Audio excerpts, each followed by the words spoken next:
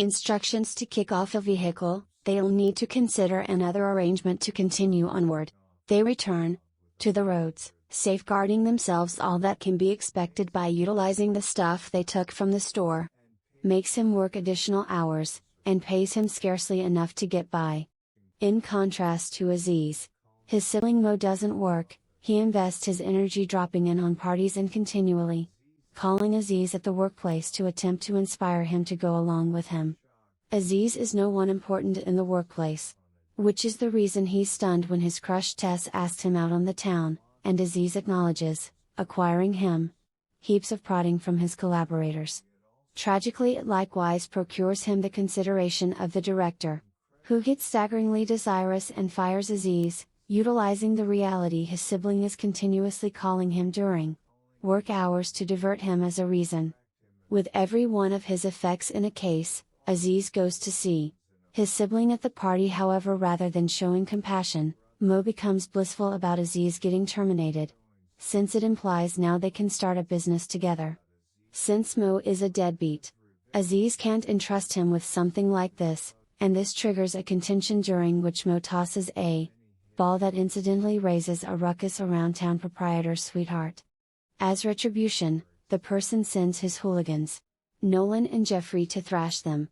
As the remainder of the party participants take off, the four men start a battle where very few hits are traded before the police capture them.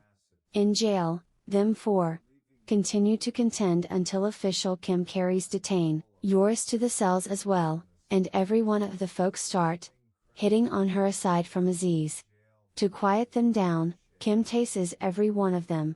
Some other time when dusks, Tess continues to hang tight for Aziz at the workplace, however clearly he doesn't appear.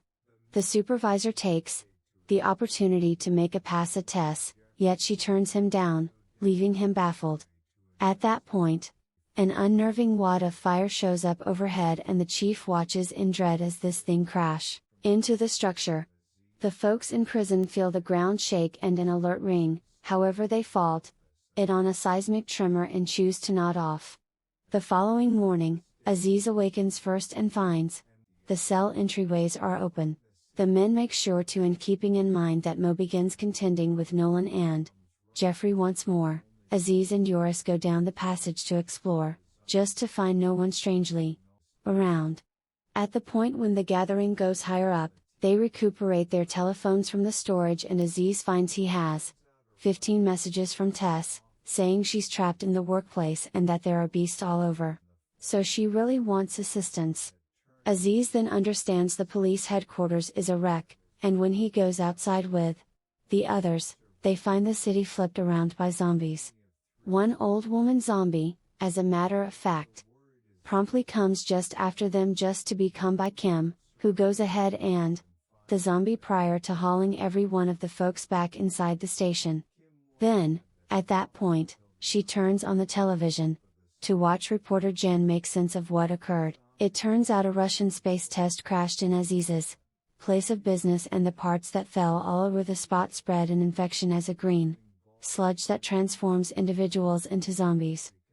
The city of Amsterdam is airtight, fixed off by the military, and any survivors that haven't been tainted at this point can move toward any of 3 secure regions at the city borders.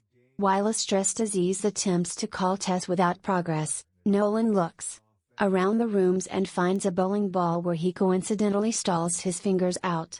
Kim needs to remain inside that house until the military shows up for their own security. Yet at that point, a couple of zombies figure out how to get inside and the gathering must choose the option to battle them, utilizing irregular office things like a stapler, a console, and a fan.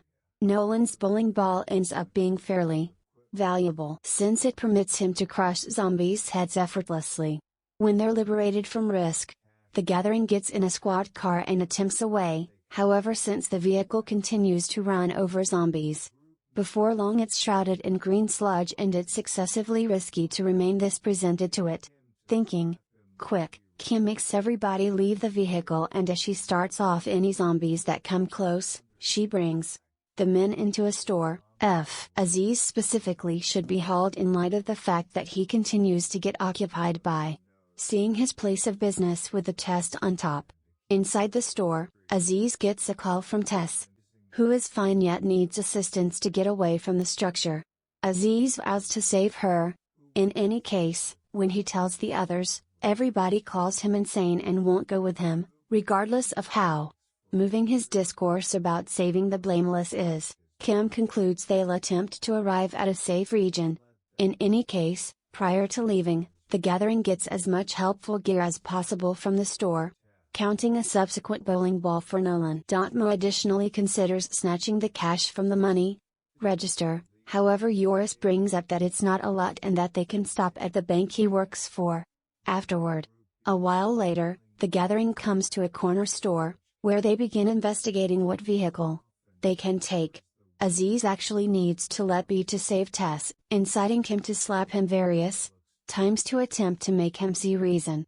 Jeffrey and Mo get in a limousine and track down renowned vocalist Ben Saunders toward the back, just to unintentionally kill him when a gathering of zombies shows up and the commotions of the battle outside alarm Mo into automatically shooting his crossbow, since not even one of them knows instructions to kick off a vehicle. They'll need to consider another arrangement to continue onward.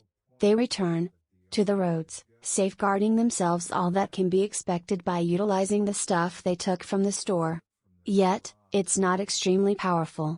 Fortunately, Jeffrey acknowledges they're close to a carport claimed by his companion, Ruben, who works there with two different mechanics, and they're permitted inside with no difficulty.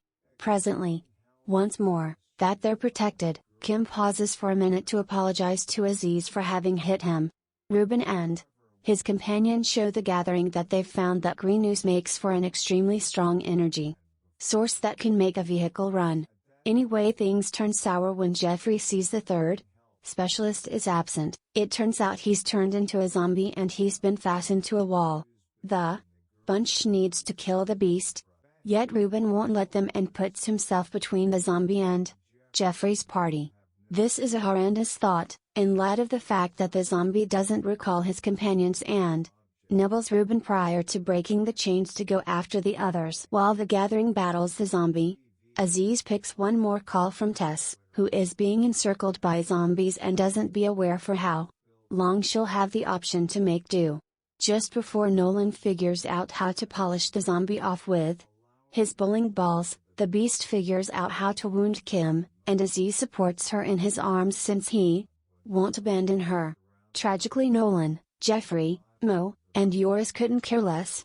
What's more, they leave in the sludge-fueled truck to track down Joris' bank. When they come to the bank, Joris opens the protected and the gathering starts filling heaps of sacks with as much money as possible. Nolan strays and finds the worked had been having a birthday celebration when the zombies came. Also, the birthday cake looks excessively delightful not to attempt it. There's a dead man's head on top of it. So Nolan attempts to be basically as tricky as could really be expected, however the man awakens as in any case and nibbles Nolan's arm. At the point when everybody is all set, Joris shows his genuine nature and undermines the others with his weapon to make them give him all the cash. Then he gets away from just before the structure gets encircled by more zombies. Jeffrey and Mo find Nolan has been chomped and Mo brings up that the arm ought to go. Be that as it may, his thought is immediately turned down. In the meantime, Aziz is conveying Kim on a truck from the carport and advancing toward his place of business. At the point when Kim awakens, she sees zombies continue to come later. So she keeps them under control with a mace. As she begins feeling far improved, she dumped the truck and strolls close to Aziz, making sense of how intrigued she is by the reality he needs to save his better half so seriously in light of the fact that her ex would have never done that for her. Anyway, when Aziz admits he hasn't continued his most memorable date with Tess yet, Kim gets angry and hits him again prior to declining to help any longer. At that second, Aziz gets a call from Mo, mentioning help too in light of the fact that they're stuck inside the bank. Tess calls too, and presently Aziz needs to pick between the young lady he prefers and his own sibling. At the bank, Nolan is beginning to upchuck green ooze, meaning Jeffrey and Mo must choose between limited options however, to kill him off. This ends up being harder than it looks, and they need to utilize different articles to take care of business, including a light, a bowling ball, and, surprisingly, a sink. On television, Jan proceeds to update the watchers on the circumstance, eliminating any zombies that attempt to intrude on his program. It's been found the space test draws in the zombies to the place of business like a magnet. What's more, Russia is sending an extraordinary commando to deal with it. Aziz and Kim show up at the bank and occupy the zombies by enacting a vehicle caution, permitting them to enter the bank and salvage Jeffrey. Also, Mo. The gathering takes off as quick as they can to stall out in a jungle gym when the zombies encompass them once more. However, when they're going to lose trust, they are astounded by the appearance of the Barachi siblings. These folks used to claim a kebab eatery and became master beast trackers when on one occasion every one of their clients changed into zombies.